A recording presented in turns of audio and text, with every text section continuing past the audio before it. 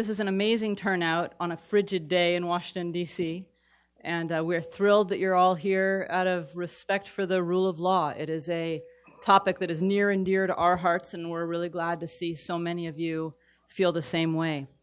I'm Rachel Kleinfeld. I'm a senior fellow here at the Carnegie Endowment for International Peace, and my ambit is democracy, governance, rule of law, and security. Put those all together, and that's right in the middle is what I focus on. And I'm delighted to welcome the World Justice Project's 9th Rule of Law Index, and probably the most bombshell of their indices so far. In addition to this very full room, we welcome our audience abroad. We have live webcasting going on right now, and so we have folks on social media and all over the world, and we welcome all of you too. And with no further ado, we have a pretty packed program, and I would love to welcome Bill Newcomb, the founder and CEO of the World Justice Project, who has just led it from strength to strength. Bill. Thank you, Rachel, and good afternoon and welcome. You're all friends of the rule of law. Doesn't mean you're the choir. It means that you're here to make us all smarter about how we can extend the rule of law into more communities around this disputatious world that we are a part of. On behalf of the Board of Directors of the World Justice Project and our entire team, especially the staff, thank you for coming and thank you for following our work and making use of it. May I please impose upon our board and our staff who are present here today to stand for a moment so they can be recognized by the audience?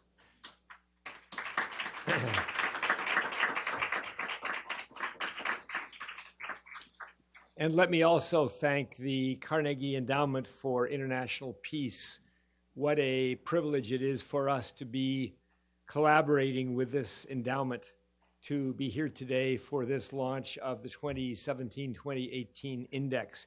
And a special thank you to Rachel Kleinfeld, who somehow has made time from her scholarship and writing to be with us today to moderate a panel, which will be the third part of today's program. Rachel is, as you probably all know, one of, if not the leading scholar on rule of law matters. She has a book coming out in November whose title is A Savage Order. You can't miss that, so watch for it, please, and enjoy what you will learn from it, which will be a great deal, I'm sure.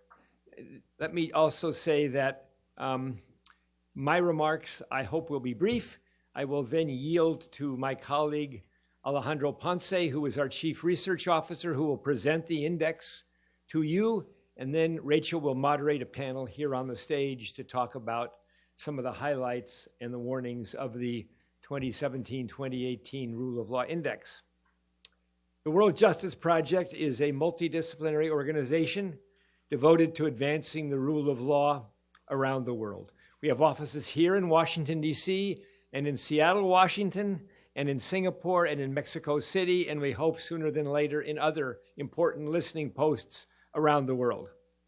We have three primary goals for our work. They are to increase the understanding of the meaning of the rule of law and why it is both fundamentally and, we say, foundationally important to promote the rule of law adherence by governments all around the world, and to encourage multidisciplinary homegrown cultures of the rule of law.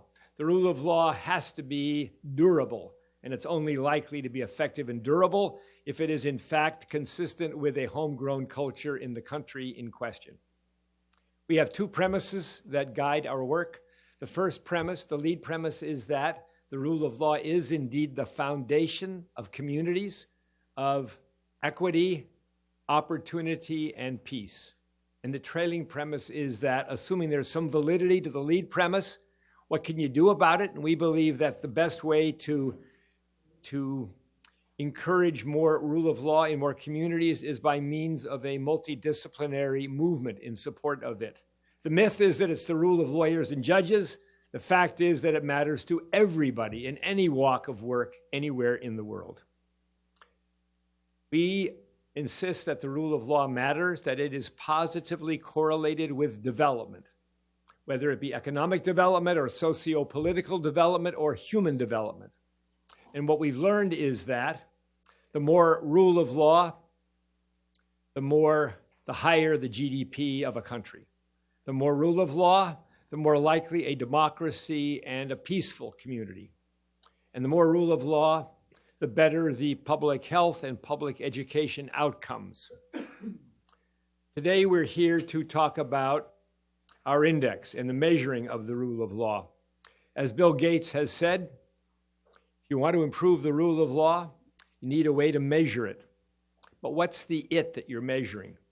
We have our working definition that we've been working on for 10 years, which is now, we believe, quite broadly accepted around the world. And our definition is just this: 4 universal principles. Accountability of government and private actors under a set of laws. Those laws have to be just laws. The processes by which those laws are adopted, administered, and enforced, those processes have to be open to the folk. And finally, there have to be accessible, impartial means of resolving disputes. The rule of law is a capacious concept. That's a term from the pen of Tom Carruthers, who was one of the founding scholars here at Carnegie. Tom is going to be in and out of the audience today. If you have a minute to talk with him about the rule of law, don't miss the opportunity. He is in some ways the godfather scholar around the rule of law. It is a capacious concept, and our definition is an attempt for a starting point for measuring adherence. So we start with the 4 principles. From those, we derive 8 factors that make up adherence to the rule of law. From those 8 factors, we derive 44 sub-factors, hundreds of variables, and ultimately questions. You will hear more from Alejandro in that regard. The Rule of Law Index by the World Justice Project involves household surveys. This year, over 110,000 folks, over 113 countries were surveyed in terms of what the rule of law means to them in a real-world context. And we've also sought the perceptions of hundreds of experts in these 113 countries, triangulating that information to come up with the data that you will see today. We believe that our index is now the world's leading source of original data regarding the rule of law and adherence to the rule of law as defined by those universal principles. It's our belief, furthermore, that those findings, the evidence from the rule of law index, will serve as a powerful resource for a range of actors and audiences, certainly for governments, certainly for businesses, especially for civil society organizations and for the academy and other people who are interested in some way advancing the rule of law. We strive to be an honest broker of information, but at the same time, we are increasingly analyzing our data and finding better ways to visualize it so that it might have more impact on a range of audiences around the world. With that as context, thank you for listening to me, and let me yield now to Alejandro Ponce, who will present the 2017-2018 Rule of Law Index. Alex?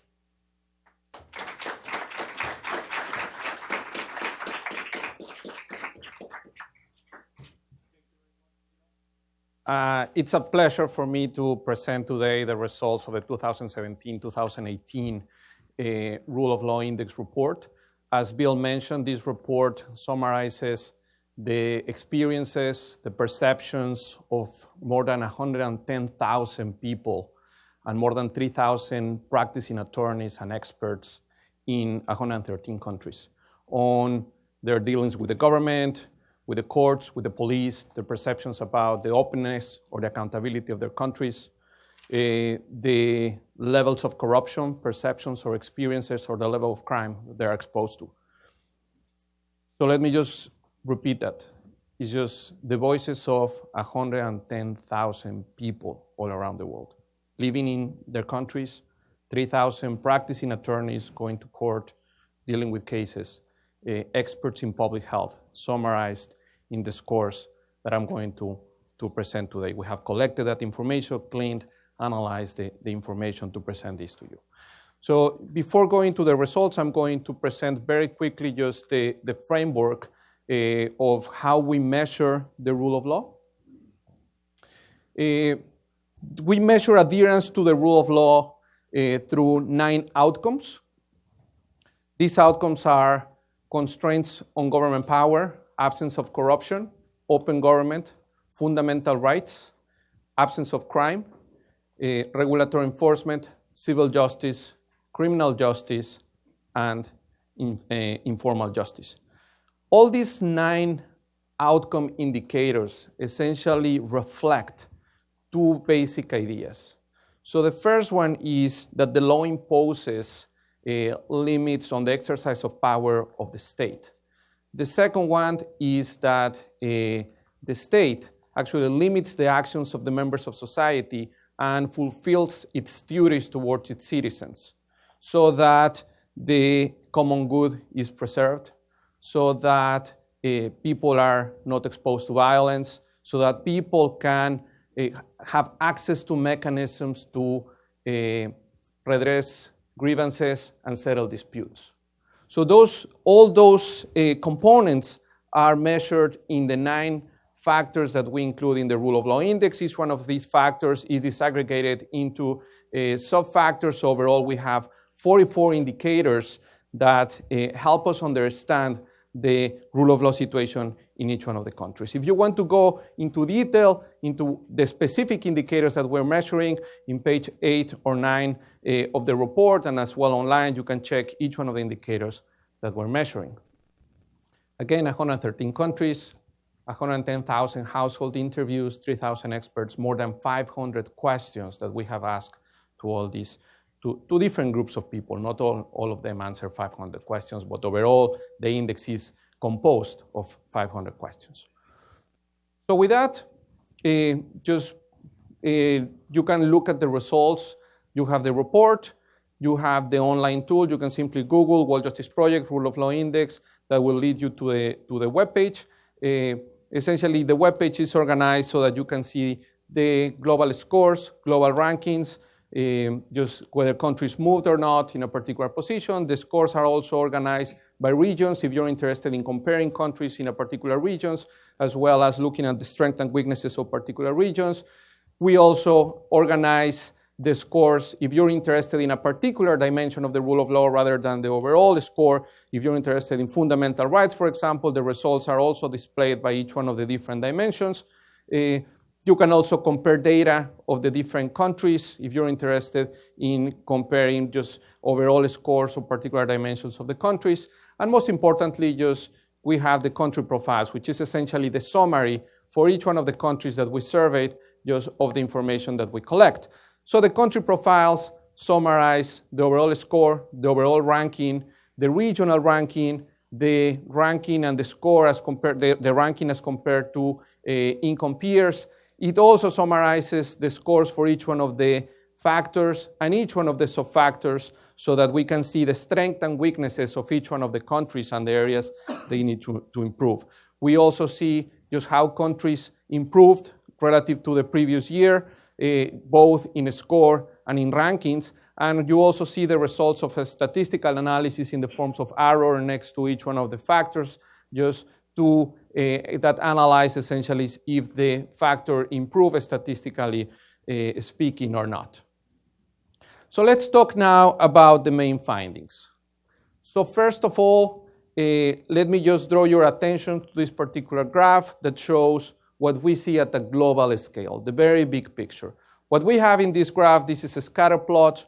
On the x-axis, what you have is the change of the score as compared to the score of the country in the previous year. So if it's at the left, that implies that the country declined in the score. If it's in the middle band, it implies that it remained stable. If it is at the right, it signifies that the country improved in the score. And then in the y-axis, what you can see is the current score of the country. So if it's above the axis, implies that it's above the median or below the median.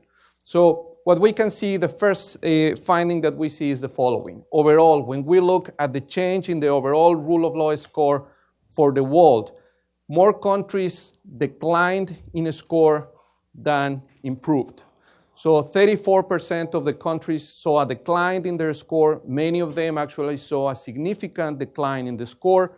only 29% of countries improved, and 37 remain stable. Now, interestingly, when we think about this concept, the rule of law is composed of all these different dimensions that go from regulatory enforcement to civil justice to fundamental rights. Many of them actually do not change as often over time. So we may want to analyze the particular components of how countries are moving for each one of the different components. What you see in the chart at the left is essentially just a count of the number of countries that improved in each one of the dimensions that we measured, the 8 dimensions that I mentioned before. So just I want to highlight 2 trends. So the first one is that most countries saw a decline in the dimension of fundamental rights. 71 out of 113 countries saw their score declined in fundamental rights. And interestingly as well, just in factor 1, which is constraints on government power, we saw also that more countries declined that improve.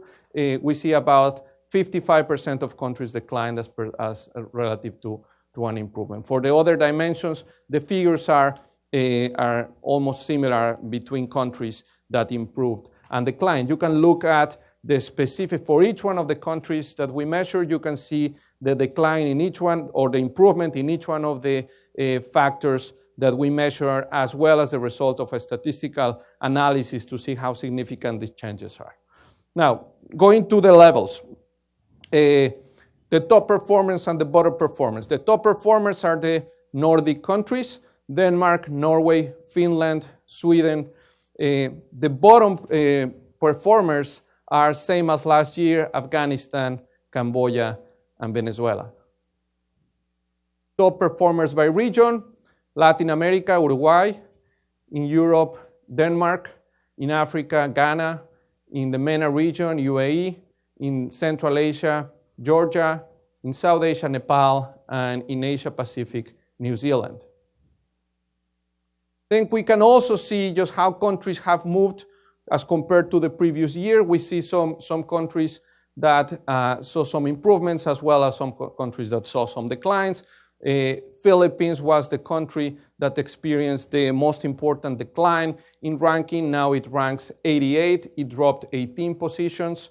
And in contrast, countries that improved, Kazakhstan, Sierra Leone, Burkina Faso, and Sri Lanka. These are countries that improved 9 positions overall. We can analyze as well just the main drivers of these changes. In the case of Burkina Faso, for example, is factor 1 and factor 2, absence of corruption.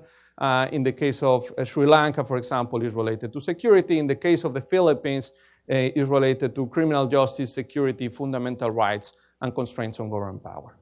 We can also see just that the region that improved the most in terms of scores was Africa, in which more than half of the countries saw an improvement in their score, and the region that saw the most decline was Latin America. Finally, given that we're here in Washington, D.C., I just wanted to share the results of the U.S. with you. The U.S. dropped 1 position, so now the U.S.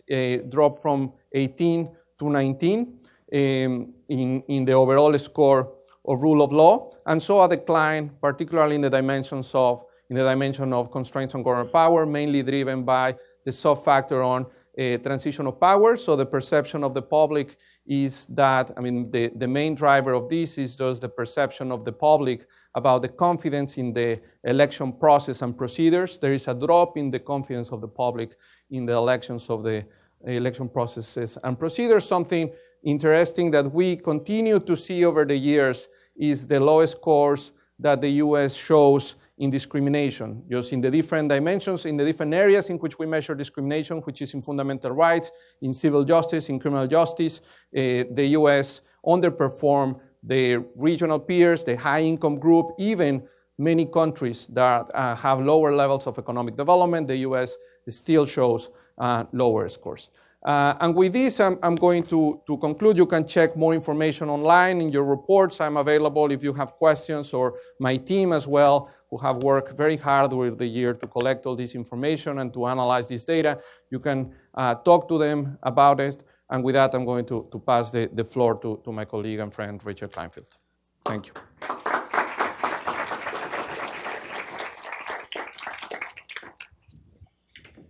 Welcome up, Jodi and John.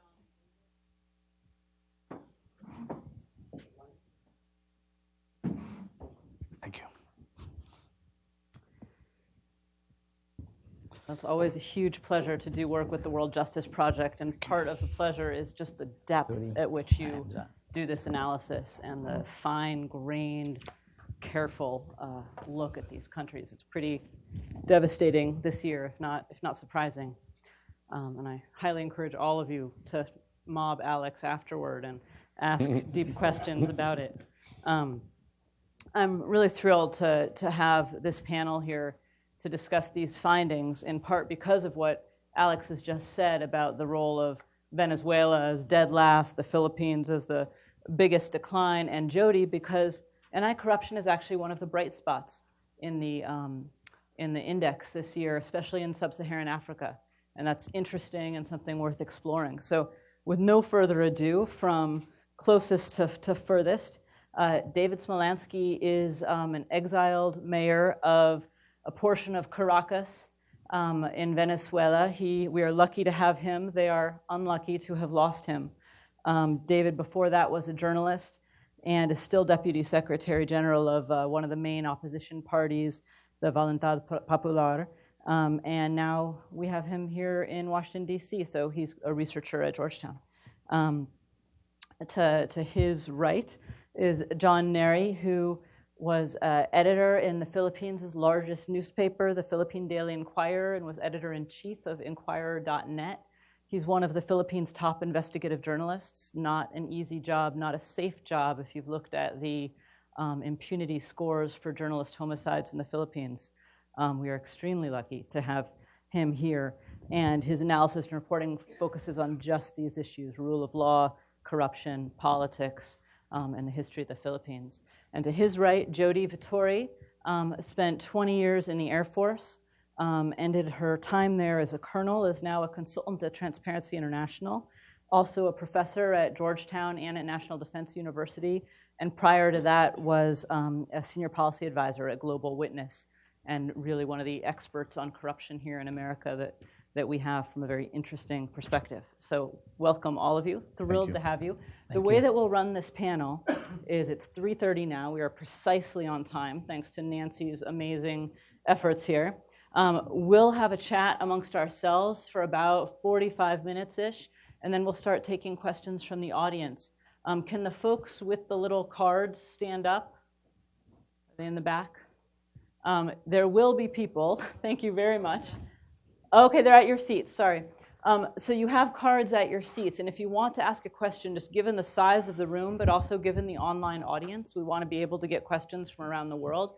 If you have a question, write your question on the card, and about 3:45, right? We'll, sorry, a little bit later than that, about 4:15, we'll pick up the questions and bring them all up here, and then as fast as we can, run through as many as we can. So I've asked the panel here to be tight with their answers, but we'd like to get in as many of your questions as we can, so please do write them down, and we'll take ones from abroad as well.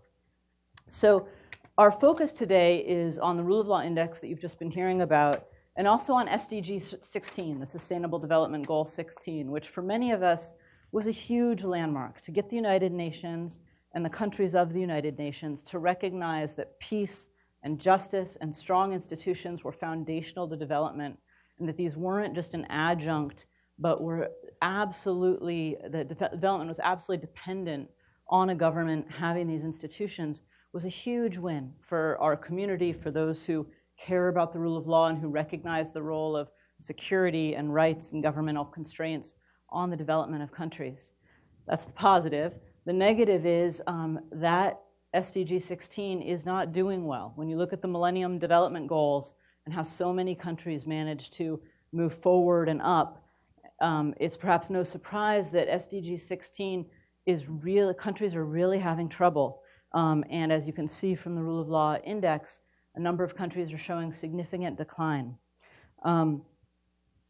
I don't think, and I think some of my panelists don't think, that this is entirely happenstance. And so I'd like to start with the question, clearly there's been this deliberate move away from peace, justice, and strong institutions in a number of your countries and a number of the countries you studied, Jodi. And so I'd like to just ask the pointed question, what do governments gain by abandoning these goals that sound a little bit like mom and apple pie to some of us? But can you spell out the governing strategies of the Philippines and of Venezuela, how they're moving away from the rule of law, and why particularly they're moving away from the rule of law? And John, perhaps I'll start with you and then move on to David, and then Jodi, I'll wrap around to you. Okay, thank you, Rachel. I think that first it's a question of definition. I think that for the Duterte government, this in fact is not a move away from justice, peace, and strong institutions. It is a moving closer to stronger institutions. Duterte ran on a campaign of change like winter is coming. That was his campaign slogan. And he was campaigning against elitist politics, what he described as the weakness of, or the effeteness of Philippine democratic institutions. So I think it's important to understand that their denials, and I'm sure they will issue some denials after this report becomes widely known, is based on that self-image. But secondly, there's also a question of strategy. I think President Duterte's entire political career is based on what we can call the politics of dominance. He's been very, very candid about this. Even when he was running, he says that the Philippine presidency is not strong enough. And that, in fact, there might be a need to establish a revolutionary government or a constitutional dictatorship. He says, don't mind me, I will leave at the end of my 6-year term, but I think I need to concentrate all the power that I need in order to fix things done. So that's where he's coming from. So there is this just overarching strategy to concentrate as much power as he can in his hands, which means undermining constitutional agencies, even the Supreme Court. Thank you. And David, in Venezuela? Well, thank you, Rachel, and thank you, Carnegie, for inviting me. It's a pleasure to be here. I think what not government regimes go with this, on gain with this, is that is maintain power. In the case of Venezuela, if you go to page 151 on the index, you are going to understand why I am here. We are almost last in every aspect. And I always said in my country that as the medicine or technology innovates, well, authoritarian regimes innovates too. So there are many regimes in the world that use democratic institutions, they use elections to conquer power, and from power become an authoritarian regime. And in the case of Venezuela, from authoritarian regime is almost a totalitarian regime where society is completely controlled. So their obsession is maintain power, and to maintain power you have to censor media, persecute opposition, and obviously be really corrupt. Jodi, you've written about the counterinsurgency manual and how it has this core belief that governments themselves want to legitimize, and that it's when the U.S. goes in to work with other governments, we're helping them, pushing on an open door. Can you talk a little bit about the circumstances in which that's not the case, and what that means for U.S. strategy when there are countries that are governing as the Philippines is, actively centralizing power, actively not trying to legitimize themselves in the way that we think of legitimization? Clearly it's working in the Philippines to legitimize amongst certain constituencies, and the Venezuelan case and more broadly. No, I think I'd really like to build off what John said in particular, because when we talk about these countries, we assume that as this particular points out when it comes to security, that the security services, whether the police, the military, the intelligence forces, are there essentially to defend the country from external attack and protect individuals and property. And I think when we look at the worst of the worst on the chart here, we don't find that the security forces, whether police or military, are there not for the public good, but to protect that particular regime. And it takes a great deal of coercion, including violent coercion, to maintain that sort of regime. These are highly predatory regimes, and to do that requires a level of violating human rights, to stuffing ballot boxes and so forth in these particular cases. And I think often we fail to understand the role that security forces play in these particular environments. And that's why I've written on, for example, the counterinsurgency manual that came out, 3-22, which was widely acclaimed as this great forward-looking document on how to do insurgency in places like Iraq and Afghanistan, really came up with a problem because it assumed governments wanted to be legitimate. And for those who found a situation where the government didn't want to be legitimate, and that government could be your local village mayor all the way up to the presidency itself, it didn't acknowledge that that was the situation. It acknowledged that you might have some bad apples, some corruption issues, some criminality issues, but it didn't acknowledge that you actually have governments where legitimacy is not the priority, it's maintaining regime power.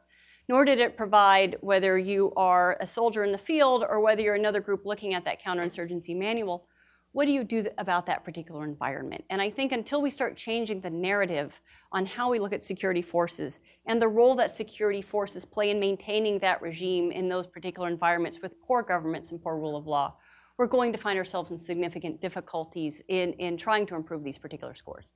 Now, I want to pick up on that with David because you were a mayor against a regime or in opposition to a regime in exactly the kind of situation, sort of the opposite of what Jodi's talking about. You were trying to make the situation better and working very closely with your security services to make that happen. Can you tell a little bit about the innovations that you tried to do in El Hatillo, how they worked, so on? Well, I try to do all the opposite that the regime does, and that's why I'm here. Well, first of all, the problem in Venezuela is that security forces and army are a political party with weapons. I mean, we're talking a regime that is a narco-petro state run by military. Venezuela has more than 2,000 generals. That's more than the whole NATO. So when I was in El Hatillo as a mayor before it was removed, my priority was to reduce crime, specifically kidnapping, because El Hatillo had the highest kidnapping rate in Venezuela, one of the highest in Latin America, when I started in office in 2014. Fortunately, we were able to reduce that for more than 80%.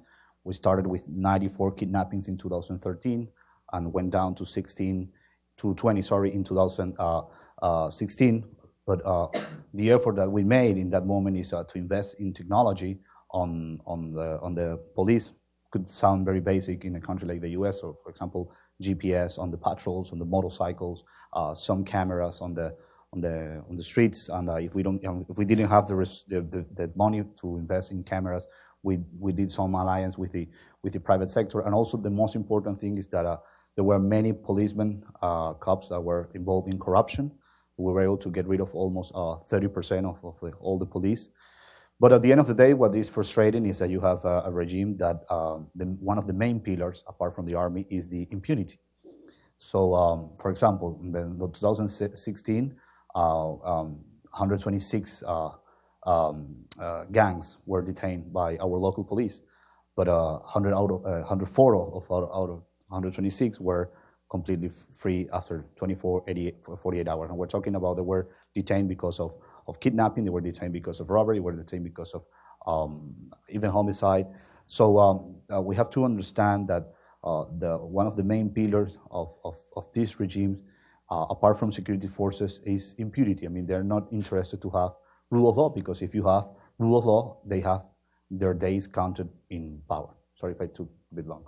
No, I actually want to toot David's horn because he's not doing it himself, because one other thing that you did, as I understand it, was you really worked with the security regime. So after getting rid of the bad apples, or as you were getting rid of the bad apples, you also recognized that these folks needed status, they needed to be understood, they needed to be built up. And it's my understanding that that's also part of the innovative work that World Justice Project has been looking at in Mexico, is how you respect the good folks and really try to give them some of what they need to do their job while getting rid of the problematic ones. And I think it's an important balance. Easier to villainize than to work that balance. I want to get back at some more of the heroes locally. I tend to be an optimistic person in this field. You need to be.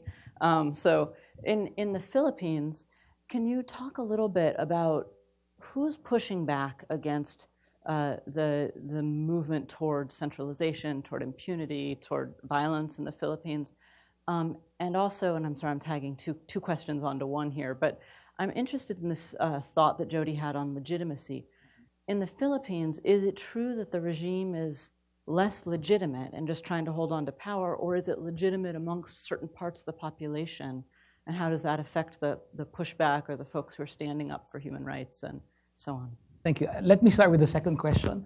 Rodrigo Duterte is an open admirer of Ferdinand Marcos, who was a dictator about 30 years ago. But there's a difference between Marcos and Duterte. Marcos cared very deeply about how his regime looked like. He was the last Philippine president who was a lawyer before Duterte. He cared very deeply about how it looked to the outside world. Duterte doesn't care all that much. However, that doesn't mean that the government is illegitimate. In fact, I think its source of legitimacy is its popularity. It's important to note two things. One, Duterte was elected with the second smallest mandate in our history. That's because of our defective electoral system. It's first past the post. So he had 38% of the vote, which was enough to make him president. There was no runoff election. But since then, there has been some sort of rally around the flag effect. And his trust rating, which was about 25% on the eve of the elections, is now, has been for the last year and a half at around 60%. So his main source of legitimacy is popularity. To the first question, there has been some holding fast. I have to say that there is a difference between the two main security services in the Philippines. The police, which Duterte himself characterized as 40% corrupt, is the one waging the very deadly war on drugs. But the Philippine military has been amazingly professional enough. It has only sent a token delegation or contingent for the war on drugs. It has refused to take part in that campaign, which is really targeted against the poor. It has stood its ground as far as, for instance, continuing with military exercises with the United States, which at a certain point in his visit to China, Duterte said, I am declaring separation from the United States. From now on, among other things, we won't do military exercises. And the Philippine military said, but that's how we learn and so on. So there has been some holding fast. I think the Catholic Church, also one of the major institutions in the Philippines, has tried to undermine the president's war on drugs by conducting drug rehabilitation efforts. But there has been some pushback. And I have to stress this, the Duterte government is actually very sensitive to public opinion. There has been some pushback, but these are mainly based on issues. For instance, a few months ago, the Commission on Human Rights, a constitutional agency, was given a budget of 1,000 pesos. What is that? $20.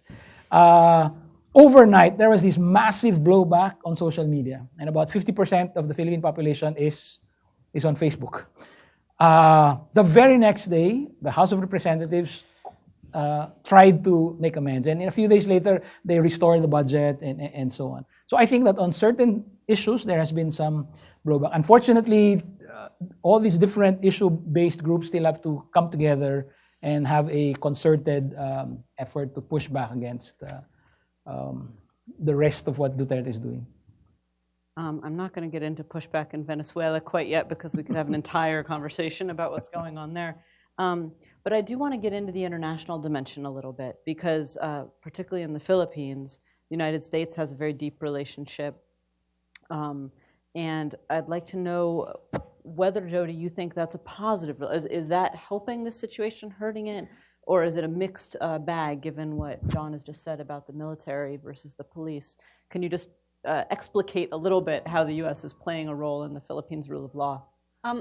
I think overall, and when we look globally, I think one of the issues the United States has is that we don't discriminate enough against who are positive actors in the security sector and who are not so positive actors in the security sector. And the United States has experienced some significant blowback in not understanding who it is they're dealing with and under what circumstances. We tend to mirror image ourselves, where the Ministry of Defense must be out for protecting the nation's borders, and many ministries of defense also do internal security, unlike in the United States, it's a slightly different role, or with intelligence services, which again have a different role than in the United States, or the police. And in some cases, in many cases, that is the truth, but that should not be an assumption going in.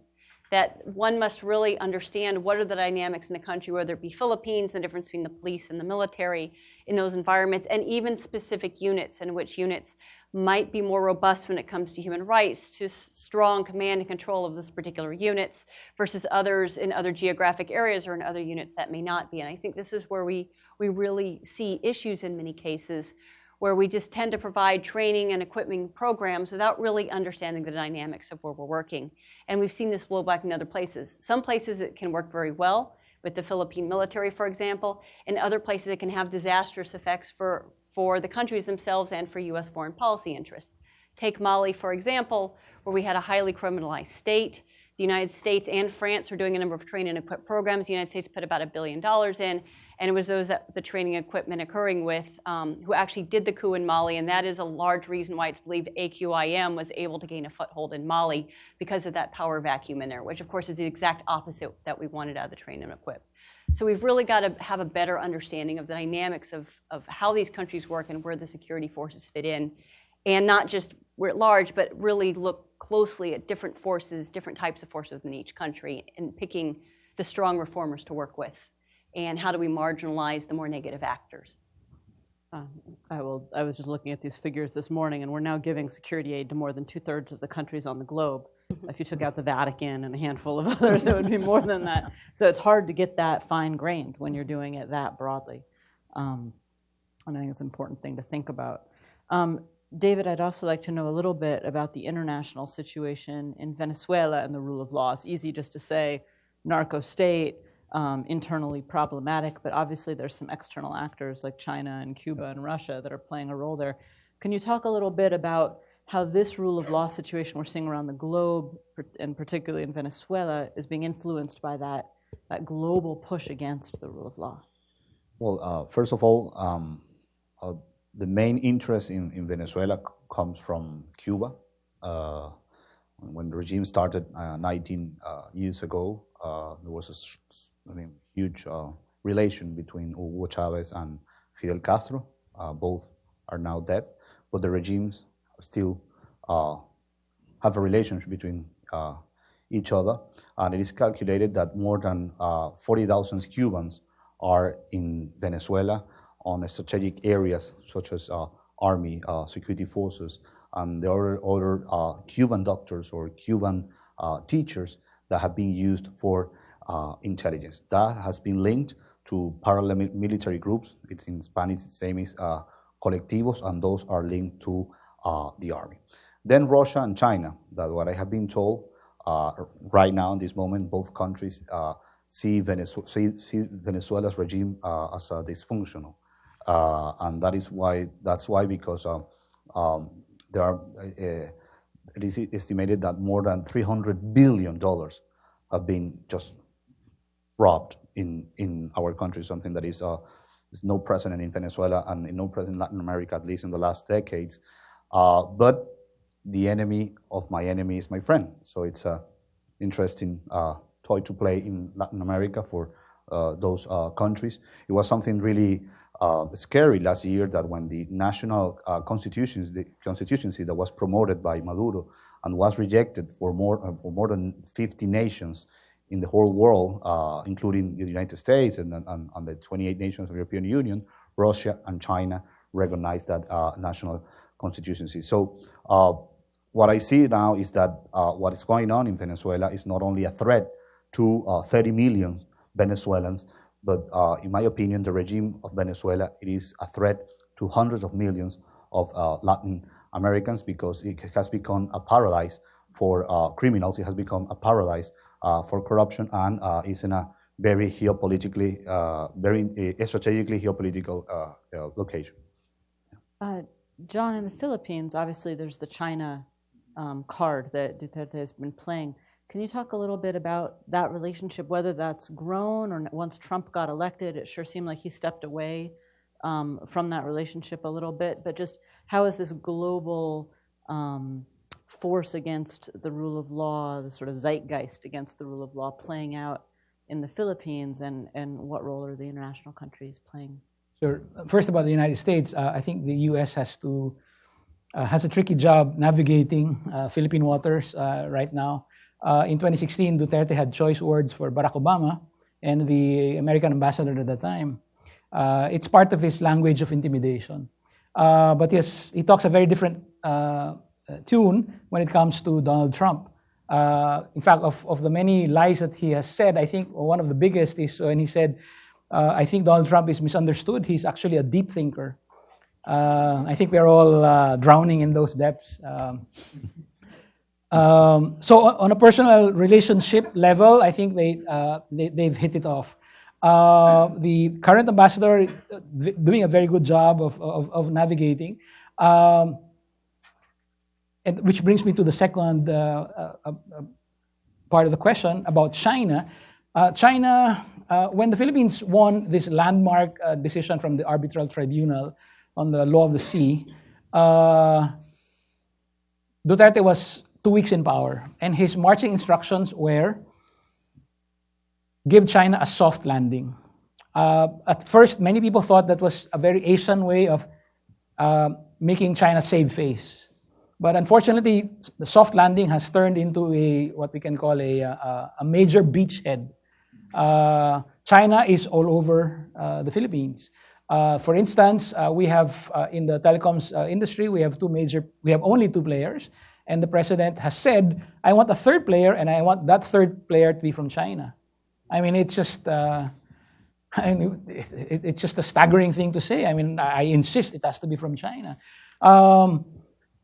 Duterte was elected in middle of May. I think 1 or 2 days after the election, his first important meeting was an elaborate lunch with the Chinese ambassador right in his hometown of Davao City. So China is a key source of influence in the Philippines. You can see that President Duterte is trying to make sure that they are always on good terms. When the siege of Marawi ended, the president even went out of his way to say that the main leaders were killed using quote-unquote Chinese rifles. The Chinese did belatedly offer equipment and ammunition, but it was not in fact the Chinese rifles that killed the last of the Maute brothers. But you see him actively currying favor with China, and it's actually a major source of concern. If you read through the surveys, he's very popular, but a lot of people feel that China continues to be a bully in the South China Sea, and are not comfortable with this. Interesting. Jodi, to get toward solution sets, again, pushing on the positive here a little bit, how have you seen the international, so it's a two-part question, how have you seen the international reaction to the decline in the rule of law? I mean, Britain is saying now that they're open for business. David Cameron had an amazing anti-corruption summit last year. It really looked like the UK was taking some very strong action. They put forward various criminal laws about corruption and so on. And now that momentum appears, from my perspective, to be slowing down a little bit. The US is also sending somewhat mixed signals. So can you talk a little bit about the international reaction to this situation, and also what they're doing that's positive? It seems to be a very, very ambivalent environment right now as we look at where the Western nations and anti-corruption come in and its relationship to more the developing nations, those with more rule of law and governance issues. In some ways, we've moved ahead in a great deal. We tend to focus on the United States, and that has in some ways been problematic. The U.S. has withdrawn, for example, from the Extractive Industries Transparency Initiative.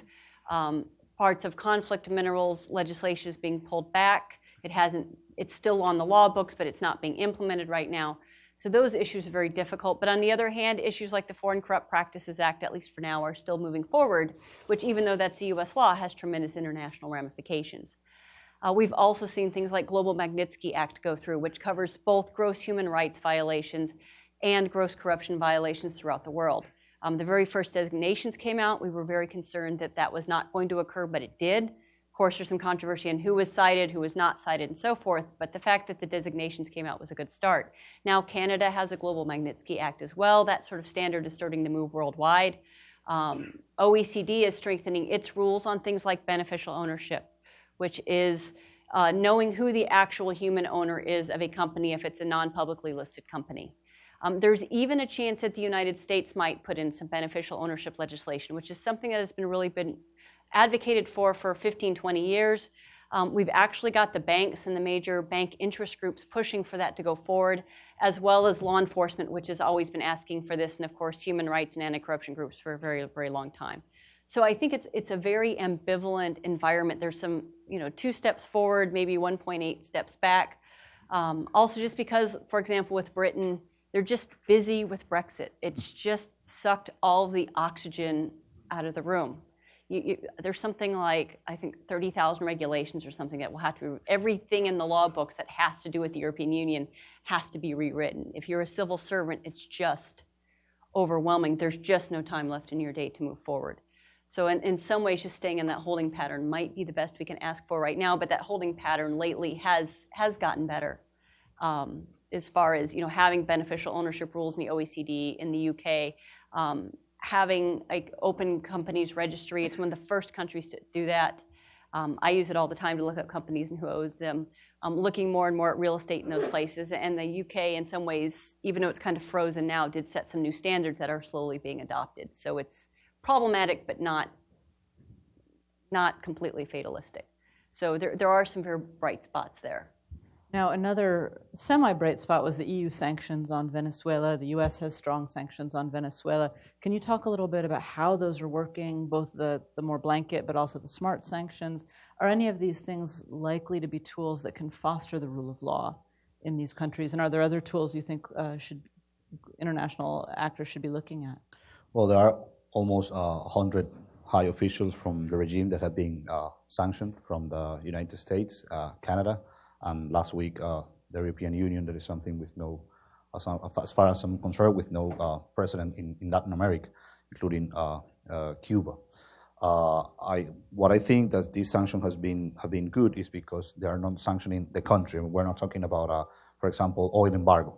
We're talking that there have been sanctions individually. I mean, people who are responsible for human rights violation, for corruption, or linked to drug trafficking as the vice president. I think that's a good way to pressure. There is a very good initiative in Latin America, Grupo de Lima, Spanish Lima Group, started last year. They've been really firm, really strong on the positions about Venezuela. And one of the things that we have been saying that probably this group that reunites more than 10 countries of the region, including leading countries like Brazil, Mexico, Argentina, and others. Probably they could think on sanction also those high officials that have property and bank accounts and travel freely through the region, and that will help on have more pressure on the regime. But at the end of the day, what it needs in Venezuela and it needs in other countries with these strong regimes is that forces, the security forces and the army, as you were saying, they have to become institutional. I mean, the ones that have the weapons, the ones that have the arms, they need to have an institutional role to guarantee democracy and guarantee democratic institutions. It's very, very dangerous when a regime is protected by security forces and by army, because you can be in power for decades, or you can have a civil war. On that note, I'm going to plug a book to the whole audience here on defense institution building. It just came out from Jodi's other institution, NDU, and it's a terrific primer on defense institution building, how we should be going around professionalizing these institutions. I think it's the first book that really covers that ground. There's a lot on police institution building, but this is really getting into the nitty-gritty. So highly recommended if you're interested. What is it called? John, and actually let me just take a minute as long as I'm doing a parenthesis here. In about 10 minutes, we'll start collecting those cards. So if you haven't had time to scribble down questions, take a minute and scribble them down while we're talking, because we really do want to give a lot of time for questions from the audience. John, on this issue of military and security and playing a positive and negative role, the U.S. has this very deep, old relationship with the Philippines, from colonizing force to, I was looking at the numbers the other day, and the Philippines is the most pro-U.S. country in the entire world right now, by the population at least. Long history of basing rights and refueling and help with Mindanao and so on. Can you talk about whether you see the U.S. as having played a helpful or hurtful role in the Philippines, or a little bit of both, and just explicate somewhat what's going on? You can talk about the Fat Leonard scandal, just kind of get into the nitty-gritty of what the U.S. has done, is doing, and could be doing better. So let me just confine my remarks to the last few years, because if I bring in... You can stay away from colonization if you would. Colonization, we're going to spend the entire afternoon talking about U.S. influence in the Philippines.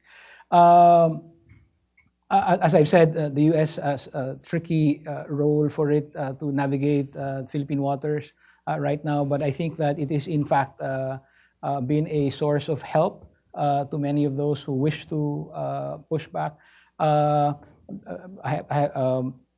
don't know what's going on in D.C. As far as the China policy is concerned, for instance, but I think that the U.S. military has been very consistent about conducting freedom of navigation operations in the South China Sea, for instance. Unfortunately, the Philippines has not followed that lead. So, for instance, there was a phone-up operation near Scarborough Shoal, and China protested, made a big deal out of it, and the presidential spokesman of the Philippines said, that's a matter between the U.S. and China. And it was a missed opportunity for us to have asserted the rights that we had won in the arbitral tribunal ruling. So regardless of the direction from D.C., I think that as far as South China Sea is concerned, the U.S. military has been consistent about ensuring freedom of navigation, and so on. So that has actually been a good thing for us. We haven't followed up on that. Also, as you all know, very close links between the Philippine military and the U.S. military.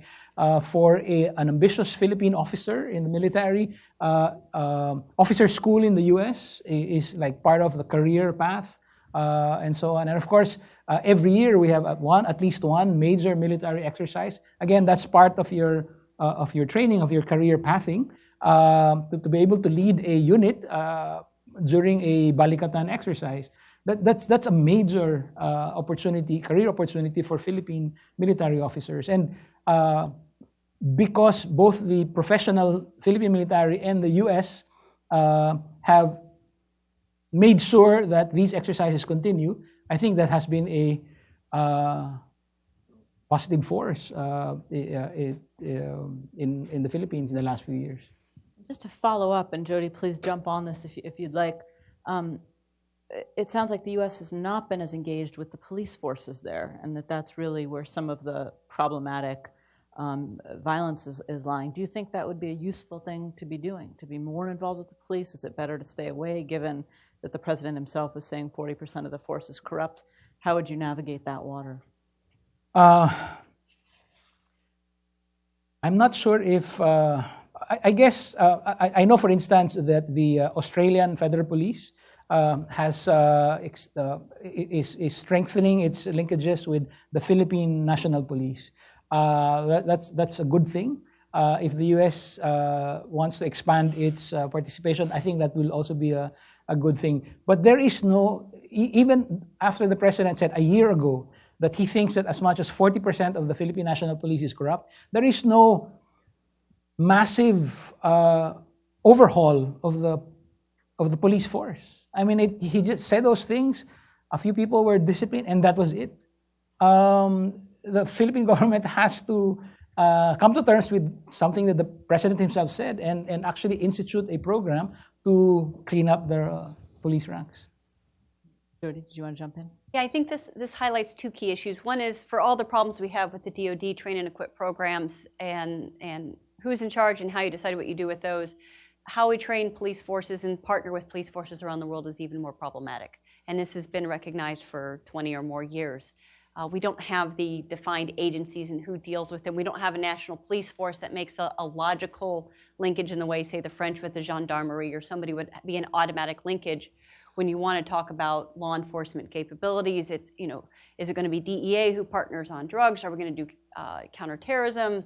Who's in charge of that has been really very problematic. And one of the recommendations for a long time has been how do we more effectively deal with partnering with police forces? It's much easier when you're with DoD and you know who to talk to and you go and you can partner in the way you have with the military. But I think also this goes back to some of the weaknesses we've seen in training and equipping. If you're dealing with a force that is highly corrupt and highly predatory, being very careful to who you partner with, how you partner with them, and how you maintain accountability over time. Because if you have a highly corrupt or predatory force in any country, and you train them and you equip them to make them a more effective predatory force, you're not moving forward in foreign policy and national security objectives of the United States, nor of the country itself. And this can really backfire, and it has backfired with us in a number of cases. And so I think we have to be careful in a case where even if the president's saying, well, 40% of our police force is highly corrupt, first we'd like to see, where is the evidence and how is that based? But then who do you partner with? Where do you find those bright spots, those reformers, where that training and equipping program is going to yield benefit? Because if you're taking that 40%, assuming that's an accurate number, and you put your training and equipment into there, you're probably coming out with worse outcomes than no engagement at all. I'm going to ask the panel one more question, then I'd like to turn to audience questions. If you have a card and it hasn't been collected, can you hold it up? And can we get folks to come collect these manifold cards? So I just want to bring it back to the human level. And David, I'll start with you and run past, but we've been talking in very abstract terms, geopolitics and this group and that group. But from a human level, can you talk a little bit about how the rule of law failures and declines are affecting real people and how they're feeling it in their day-to-day life? Well, I think the worst thing that you can have is that you feel unprotected. I could share just a resume about my story. I mean, when I started in office, I was the youngest mayor in Venezuela. I'm not saying that as a show in office. It's a part of a new generation that wanted to be involved in politics. And just because I didn't repress and I denied to kill anyone who was protesting because it's his right to protest. There were nonviolent protests against the regime. I was removed. I had a warrant of arrest. I was disqualified for public servant. And I was told just 40 hours before the audience that I had that audience, and I didn't have the right to appeal. The audience being a court case. The court case, sorry. The court case. I was just told 40 hours before that. I was removed. I didn't have the right to appeal. And then I went to clandestinity, and I had to flee my country. And but not only my story, there are 12 mayors that have been removed. There are almost 300 political prisoners in Venezuela.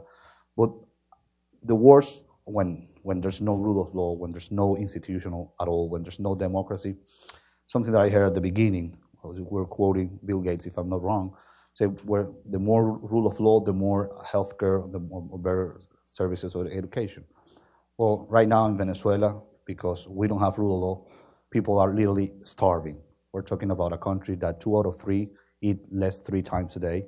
We're talking a country that almost 300,000 children suffer from malnutrition, and the transfer of knowledge that we are lacking is just something that it's almost impossible to measure. So as when I heard Felipe González, former president of Spain, he said that Venezuela in the contemporary times is the country that has been destroyed with the highest level of destruction that has not been formally in a war. So that's what the lack of rule of law does. Well, in the Philippines, there is a parallel reality. So surveys show that Duterte has retained his popularity. He's very popular. But the same surveys show that over 90% of Filipinos think that suspects in the war on drugs must be arrested alive. Only 6% of Filipinos, according to the same surveys, believe the police when the police say, we killed those suspects because they were fighting back. Only 6%. And for me, the most amazing statistic, 3/4 of Filipinos, even in the age of a popular president, 3/4 of Filipinos say that they fear that they or someone they know might be the next victim in the war on drugs. So there is this underlying anxiety in the Philippines, and it's amazing. The results are not unexpected, but they are still shocking to me.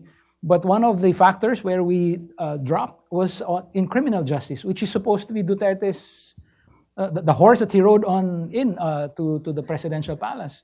And that is because many of the people, thousands of people have died, and 3/4 of Filipinos think they or someone they know will be the next body on the street.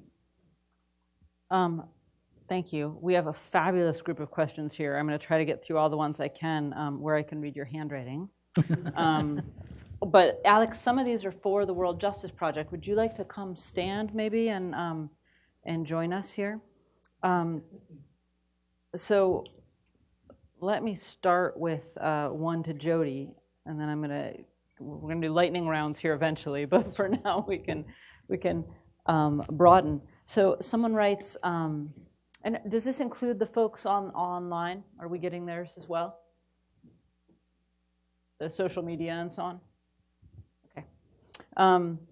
In my country, Tunisia, the army is neutral and respected by the people. However, the police today violate individual rights because of an old mentality. What would be the best way to deal with that? How would you work with the Tunisian police? I think, again, going back to the Filipino statement, is understanding who you're working with and under what dynamics those particular police are. This has been one of the case studies people have tried to understand. And how do you clean out a police force very quickly? A lot of countries have tried to look at the example of Jordan from 2006 through 2008, which is not a perfect example, but a relatively successful one in being able to clean out a police force very quickly in a country associated with massive level of criminality and warlordism and so forth. But Georgia's also a very unique situation because they literally had to go arrest about 14,000 people over the course of 2 weeks to do it. And that is not something that's viable in every location. But I think one of the things that's really understudied is understanding what has worked in certain environments to be able to have successful security sector reform, particularly with the police. You would think, as much as we understand the importance of police and the rule of law and securing the populace for everything from just property rights to economic development to just the access to education and human rights, that this is something we would have studied more, and yet it's vastly, vastly understudied. And so rightfully, individuals from Tunisia or any other country look and say, well, what's worked before? What are the overall trends? And there's a few key case studies, but there's not as much out there as should be, unfortunately. Although on November 6th, when my book on a savage order comes out, there will be a little bit more, but not in Tunisia. I apologize for that. So I'm going to put these two together because they kind of go together, but it's a bit of a two-part. So the first one is, can a positive rule of law exist in a global economic system which is increasing its inequality? Globally, we're seeing inequality shift. There's some really interesting moves as global inequality shrinks. Inequality within the countries is growing in many, many countries. So can you have the rule of law in that global economic situation? And I will open that up to Alex as well. And then the second one is, what role do private enterprise and multinational corporations play in advancing a positive rule of law? And clearly there's a lot they can do. So Alex, do you want to start with that one, and then I'll move to the panel, or would you like to take a second?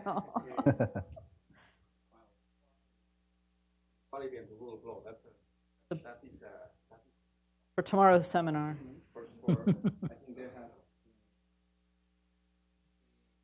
That is a difficult question.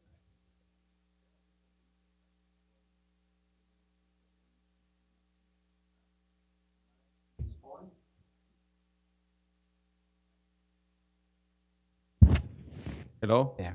Okay. So no, that is a very interesting question. I think there has been some links. Just, I mean, what I can speak about is just the research that has been done in academia, and there are pretty consistent links just on between inequality and a different set of outcomes, just not only rule of law, but democracy and so on, just, and usually they are negatively correlated. And I think recently we have seen a lot of debate on that. I think there was, I think if I remember correctly, you held an event last week, a book about how democracies die. And I think, and they talk about, the authors talked a little bit about that link as well, just between inequality and actually just how inequality and polarization of society just can drive some of the outcomes that we're seeing just in elections and eventually in institutions. I don't know if someone else wants to comment. Would anyone else like to take the role of multinationals and corporations in improving or harming, I suppose, the rule of law? Jodi? Sure. Not to over-militarize the conversation, but I would just point out that one of the justifications for the Marshall Plan after World War II is this recognition that a population that's in massive levels of poverty, that this was conducive to more extreme populist movements coming in, whether it was in that case the Cold War and communism, or not allowing a rise of fascism to come back again as a lesson from World War II. And so, we've recognized for a long time that too much disparity in wealth can be highly problematic overall.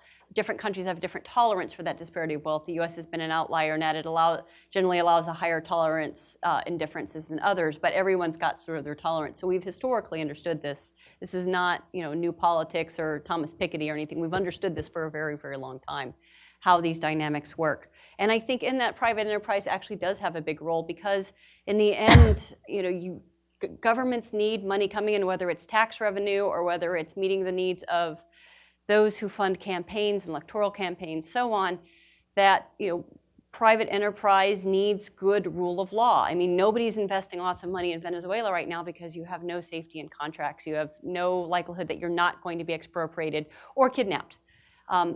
We see the linkages between a lack of rule of law and a lack of economic development. And so those businesses that are in for the long term, that aren't more of a hot money sort of situation, I worked at Global Witness. We deal with mining issues. If you're going to put in a 30-year, multi-billion-dollar mining project, you can do a certain amount with kind of carving out your own little corridor, but at some point, you're going to have to deal with rule of law issues to ensure you aren't expropriated, or you can do contract enforcement and so forth. So I think the two go very, very closely together. And we've seen examples, particularly in Depression-era United States and in post-World War II United States, for example, where business understood in the United States that you need to make a deal with labor, even if you don't agree with the overall outcomes, for some level of social stability. And so hopefully we'd see those sorts of responses around the world again, but also within the United States as well. Terrific. This one is mostly for you, Alex, but I'd actually like to broaden it to the panel. It's the Rule of Law Index includes a measure of citizen voice. To what extent is citizen influence in shaping laws important, and how is this measured? But I also want to prep the panel. How do you see citizen voice and influence working in your countries? Do you think it's having an influence, and in what ways? So we include that. The way that we measure that is in a particular dimension. We measure it in various indicators. The first indicator is in the dimension of open government, in which we have explicitly measures, very comprehensive measures on participation, and that include just a range of possibilities, just on what, how the citizens can, just from raise their voice to associate, to indeed collaborate in the government, with the government, at various different stages. No? And we try to measure the different stages in which the citizen and the governments can work together to resolve social problems. The other way in which we measure it is obviously just in the part of fundamental rights. When we measure freedom of assembly, freedom of association, freedom of speech, we include indicators just on whether people can indeed just raise concerns about particular parts of the government, whether the media can indeed just talk about against the government without fear of retaliation, whether political parties can do that without fear of retaliation, whether civil society can do that, or civil society organizations. So the different mechanisms that exist to participate, raise a voice, and collaborate, we are included in the different dimensions of the rule of law. And to go to both of you. Well, I think it's really important to have citizens involved in what is going on in local, regional, or national level. In my experience as a mayor, even though in a dictatorship, something that we recovered is the participatory budget that could be something basic in other parts, but was difficult in a place where you were persecuted. And one of the greatest things about that is that you engage people, you build institutions, and also you are accountable. When you have people participating, well, that works together with transparency. And as I was saying at the beginning, one of the common things that all of the regimes has in the world at different levels is corruption. Everything goes to the black market, as is going on right now in Venezuela. To find a $1 or a kilo, a pound of beans is you have to go to the black market. So you build a rule of law and an institution. As soon as you are accountable, you are open as a government, and to achieve that, you need to have the citizens involved. And in my opinion, one of the best experiences to have it is locally. And you managed to bring back participatory budgeting for a short period of time. In the Philippines, land of people power, it seems that citizen voice might cut multiple ways. Can you talk to that? That's right. So 2 quick points. First, the 2016 elections were the first elections where social media played a major role. Duterte has what his digital campaign strategist called a network of networks, but that has had the effect of stifling citizen voices in the social media space. So one of the things we need to do is to reclaim the social media space. Secondly, we labor under a history where we've ousted 2 presidents through people power in 1986 and 2001. I don't think ouster is the solution, and certainly to think that we can gather 1 million people out in the streets again is to fight the old war, to fight the current war using lessons from the old war. We just need to be out in the streets. I think that will be, whatever the number is. I like it. I think Timothy Snyder put it best in his On Tyranny. Yeah, practice corporeal politics. Bring your body out of the room and into the streets. To move to a much more academic, so there's three questions here that are very quick. When was the data for the index collected? Why 113 countries when there's around 192, depending on what you count in the world? And why some European countries and not other European countries? These are. Thank you for the question. So the index. So for the first question, so when was the data collected? So the index has 2 different sources of data. So one is the expert surveys. So that this year we collected 3,000 surveys for those, and those were collected during the summer and the fall of 2017. We also have the general population polls, which are the surveys to the general population. So those for half of the countries, or about 55 countries, were collected this year during the summer of this year, the summer and the fall of 2017. And for the other half, for the most part, were collected in the fall of 2016. So we try to anchor the index just on the surveys of the general population, but we just don't survey all of them at the same year. I think that actually helps to answer the second question, why 113 countries when there are more than 200 countries in the world.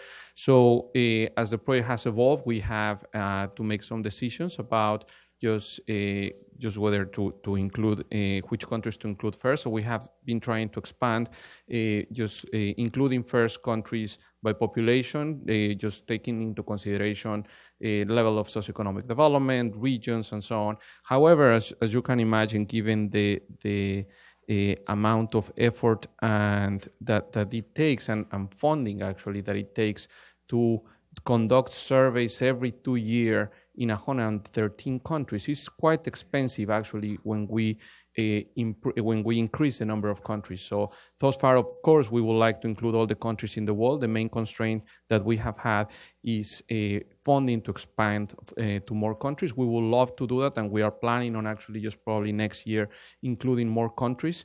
But that has been the main consideration. And the last one was on Europe. So I think the previous question actually answers just the role of, the reason why some European countries have not been included is just nothing in particular. It's simply just that we haven't had the funding to include all the European countries. So just we will like to do that. We have started by including the countries with the most population, but the ones that there are some that are missing, and we're aware of the ones that are missing.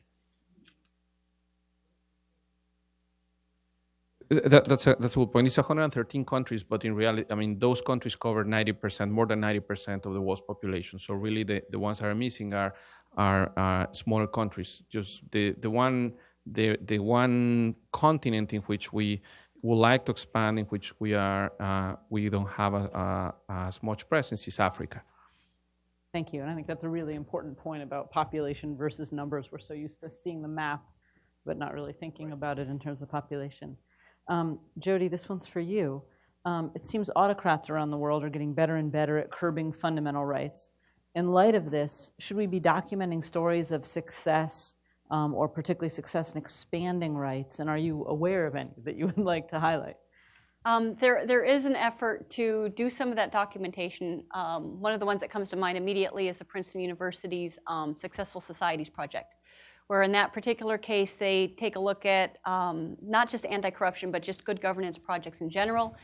In their criteria, they are local projects, and they are relatively inexpensive. So we're not talking World Bank multi-billion-dollar, trust fund, whatever, but actual locally done projects, whether it be ports in Nigeria or the education system in Nepal or whatever. Because I think these are incredibly, incredibly important. Because it's one thing to do what one boss of mine used to call admiring the problem. But then you need, as a good military officer, the first thing you learn as lieutenant is don't go to the boss with the problem unless you've got a solution. And I think one of the keys is how are we going to do much more documentation of what seems to work, what doesn't work, under what environments, to give real tools out there for people to be able to use. Because as someone who's coming from civil society, having worked for Global Witness and Transparency International, it does feel like that civil society space is closing to a great deal. We've been through periods where that has happened before, and it's kind of this constant tussle back and forth, this constant learning kind of between the more authoritarian governments and civil society groups and media groups and so on. How do we as civil society learn from each other with best practices of what we can do in creative thinking and creative use of technology and so forth to push back? Yeah, and I'm sure most of you have probably seen Tom Carruthers and Saskia's paper on closing space in civil society. The numbers are pretty shocking. Mm-hmm. And David and John, in the Philippines and Venezuela, how important are the rule of law index scores?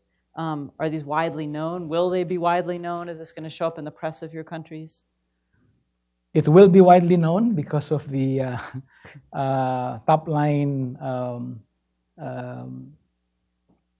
outcome, which is the Philippines fared the worst in terms of declines, falling 18 positions.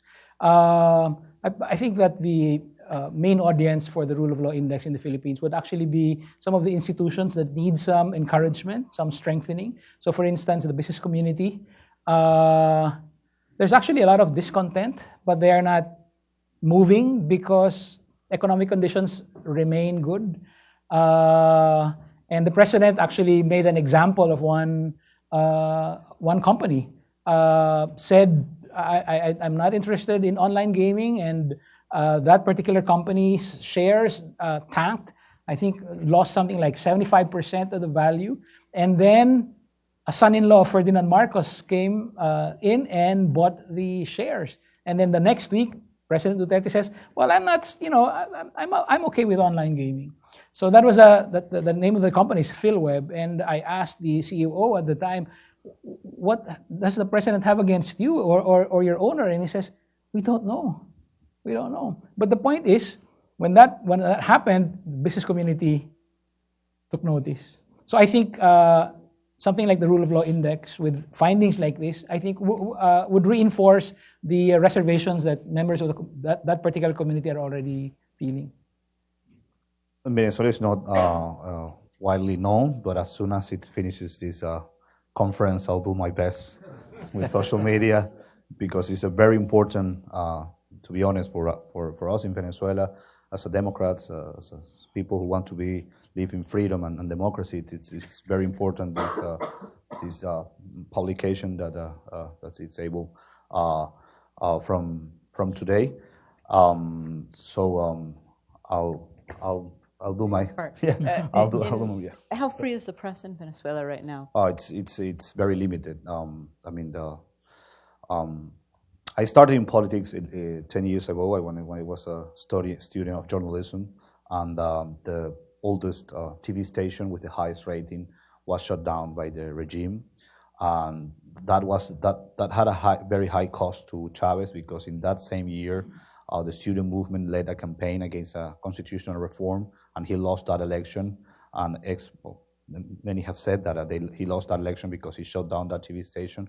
So after that, what he has done, or what Chavez did and now Maduro has done, is that they have found businessmen that support the regime, the role of the private companies, support the regime to buy those TV stations, and basically they don't have an independent media. So it's very limited. It has been censorship, and there are many journalists who have been threatened when they do a research and when they publish something that is against the regime. Yeah. But there's part of the learning curve of how to go about cracking down. The next question is tied to that question. It's given the situation in Venezuela and the Philippines, which institutions do you think could actually be holding the governments accountable? What still exists that could be standing up?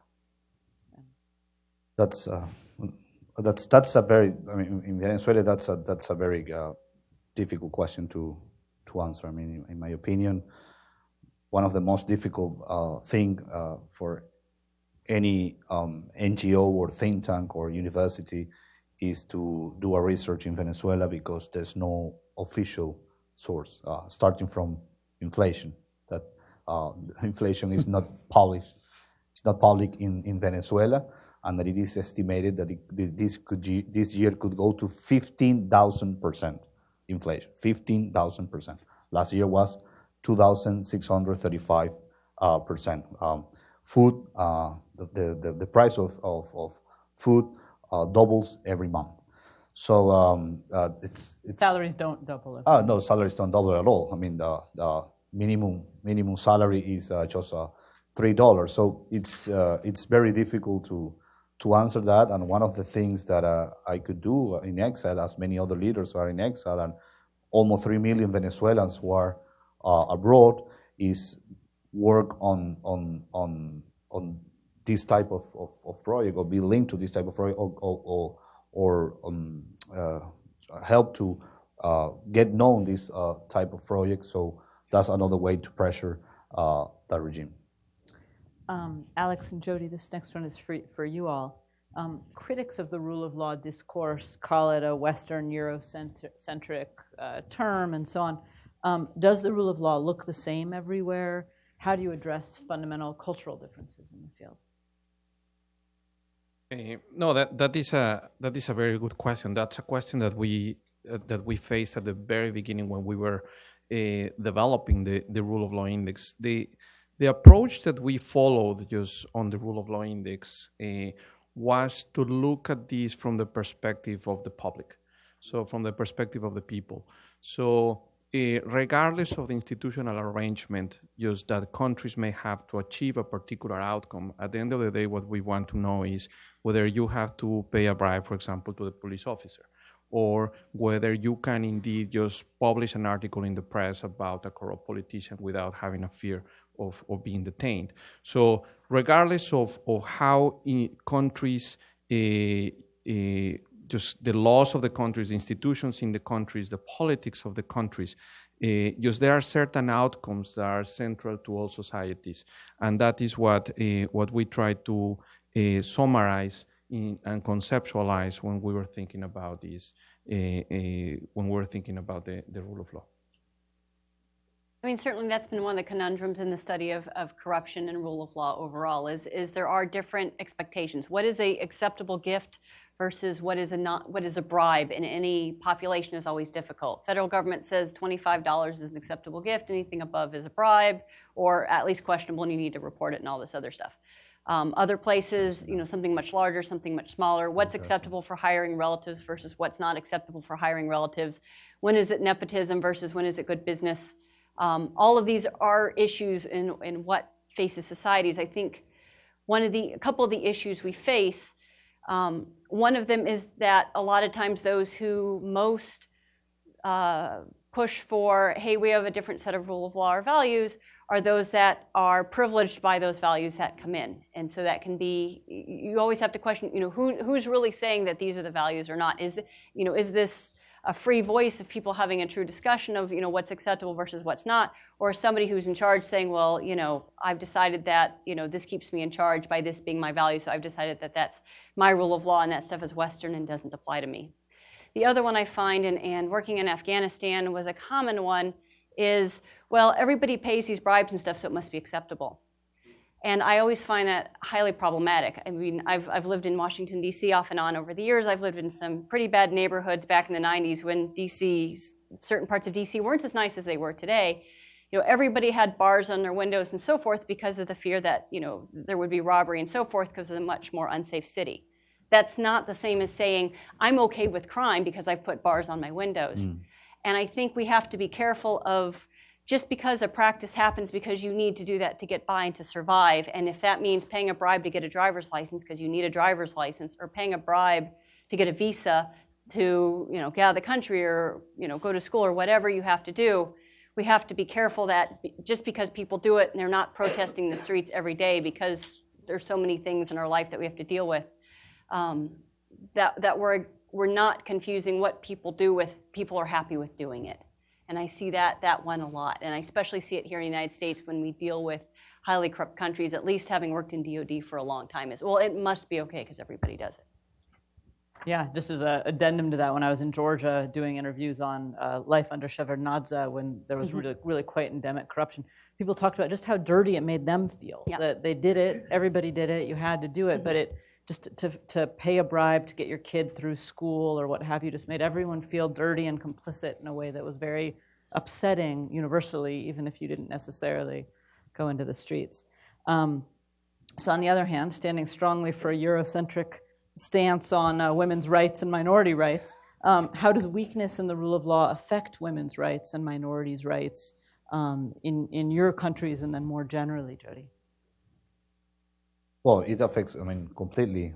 If you don't have rule of law, it affects all the population, all the people, as I have explained in Venezuela. So definitely, minorities, when you don't have rule of law, are even more isolated in society.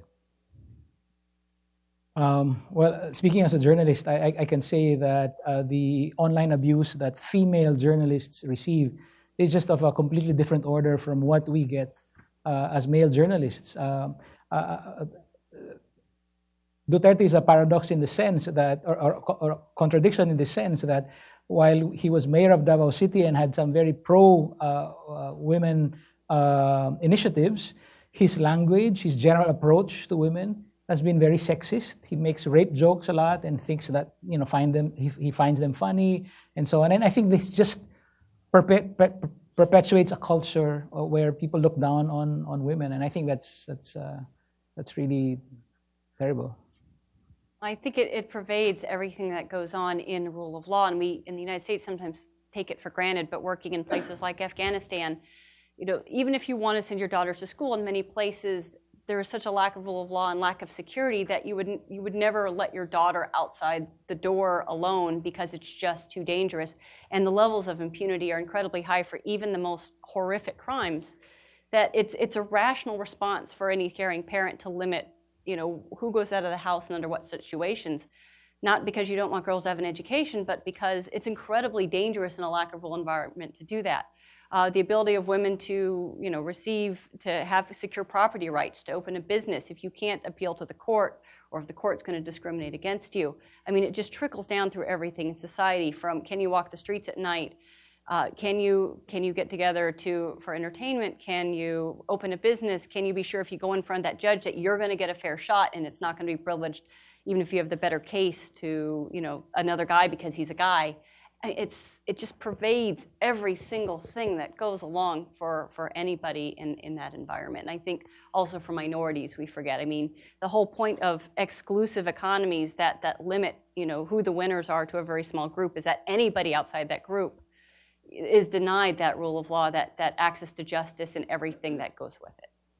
Yeah, in the book I'm working on right now, we did a 2x2 graph where we looked at countries that scored really high on the World Bank scores. They could deliver their projects, they were doing well. And we looked at countries that were good at delivering sanitation and public services. And so these were not weak countries. If you scored well in both of those, you were doing pretty well. And we graphed on top of that journalist homicides and the repression of peaceful minority groups. And you would see these big clusters in that strong state category, which just to us proved that there's something about rule of law quite different than weak states. That these states, when you don't prize the rule of law, it's your minorities, it's the people who speak out as activists who are getting targeted.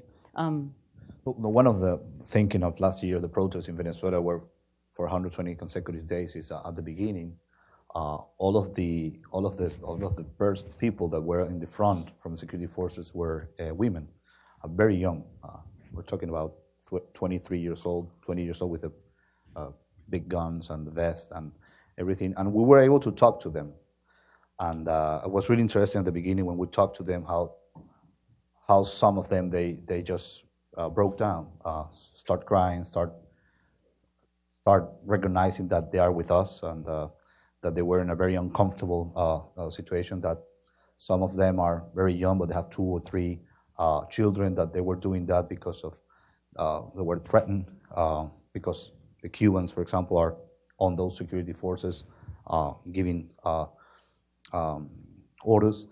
And the regime saw that at the second or third week of the protest and changed all the strategy, put men and didn't give any opportunity to talk to them anymore. So when we were like 500 meters from them, they just started to repress and kill.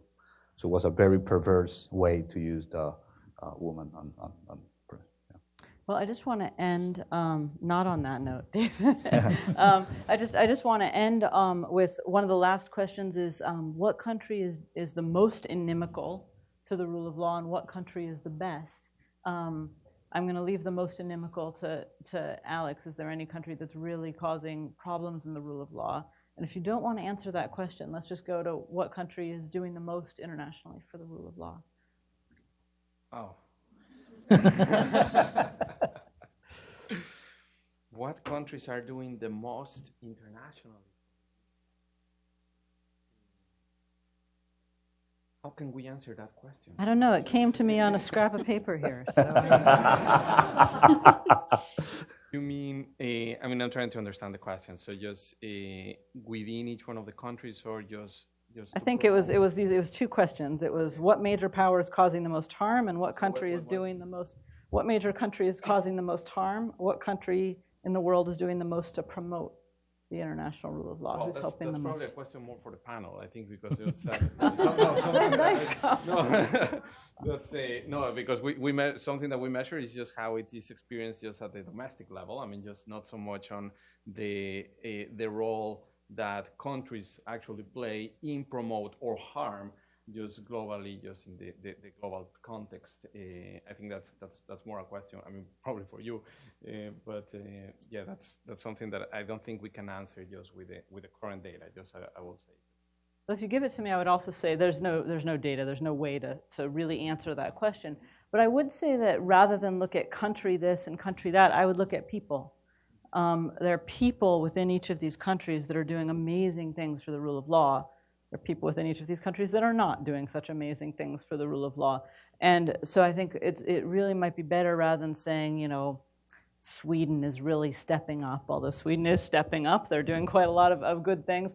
But rather than looking at it that way, to start looking at this Princeton project kind of successful societies level, or at the young mayors and investigative journalists and so on, who are really within their countries, these beacons of light, pushing for a better situation around the world. In our neck of the woods, I think China is a real problem. They've been militarizing their islets in the Spratlys. They have let go of their previous policy of the harmonious rise, and now I think it's very much an imperial China. So Xi Jinping is the most powerful Chinese leader since Mao Zedong, and we can all feel that. The Association of Southeast Asian Nations used to be a countervailing force in the region, but now China has made inroads into Laos, Cambodia, and now the Philippines. And it's basically, we're looking at the irrelevance of the Association of Southeast Asian Nations. To be completely fair, I think this would be the 21st century equivalent of the Monroe Doctrine. This is China saying this is our hemisphere. But I think just disregarding the arbitral tribunal ruling, for instance, sends signals already that we won't follow the rule of law if it's not to our best interests. That's a problem. Either of you want to weigh in or give a last remark?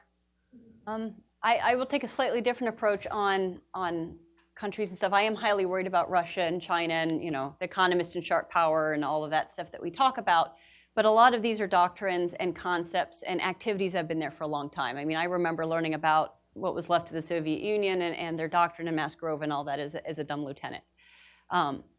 What I do worry about is that we could, for the last 20, 30 years, rely on the UK to be the first mover on kind of setting new norms and standards, whether it be transparency in oil, gas, and mining, or in beneficial ownership and company registries and so on.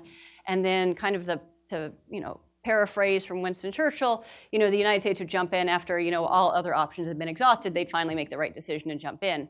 And I'm concerned with Brexit stuff sucking kind of all the oxygen out of the room in them being the first mover to go forward. And then the United States has really stepped back from its role as that huge 10,000-pound gorilla that kind of pushed countries, whether it be FCPA that led to the OECD principles, or pushing for things like EITI and making countries like Iraq and Afghanistan and so forth really at least do the minimums. That combination of the two, that kind of mom and dad approach, that both of those are breaking down, and that in a large rule of law sense has me most worried. The activities of groups like China and stuff, they may have stepped up, but they've always been involved in some of that. It's that countervailing force and that push back against it that concerns me more. Well, as a part of a family that has not enjoyed so much rule of law because my grandparents left the Soviet Union in 1927, my father left Cuba in 1970, and I left Venezuela last year. I'm gonna leave the USA tomorrow, so Getting a little nervous. and I am part of a generation in Venezuela that actually we don't know what freedom in your country is and what is rule of law in your country is. I think it is important for everyone, especially for new generations, something that we say in Spanish all the time, I don't know if you say it in English, that people go, institutions stay. And they have to become that an obsession. Build institutions all the time, understand that people could go, but at the end of the day, you have the laws, you have the Constitution, you have the state. You have to think, as Churchill said, Winston Churchill said, not on the next election, on the next generation, and always try to be engaged with the people and with citizens, and demand. People need to demand open governments and governments that have to be accountable. When you start losing that, you're going to start losing rule of law. Well, thank you. Sorry, Bill? Yeah, just to your point, Rachel, about who are the people, who are the small organizations,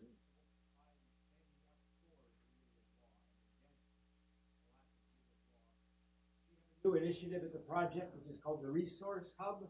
On our website are now 1,500 organizations around the world who we certify are well managed and are devoted to advancing the rule of law. So it's terrific for Princeton to find examples here and there. Broad collection of organizations. The 1,500 will grow to 5,000, we hope, within the next year or two. If you want to stand and know who's making good work around the rule of law, come to our website and take a look at the resource hub that you help. And help us add to it credible organizations that are doing the work. Right, it's not going to be, most likely won't be governments which turn the corner on their own. It's going to be individuals and organizations that carry that forward. And the more you know about that network, the more that network talks with each other and shares best practices and experiences, the more likely there will be reform. We believe we're testing. Have a look at the resource hub, brand new. For those in the back who might not have heard that, that was a shameless plug for the Resource Hub at the World Justice Project, which I'm happy to say we're one of the research organizations that made the cut. And most of the groups, I believe, are activist organizations doing work on the ground to really improve their countries. So with that, please join me in thanking our panel and also thanking the World Justice Project for this amazing work.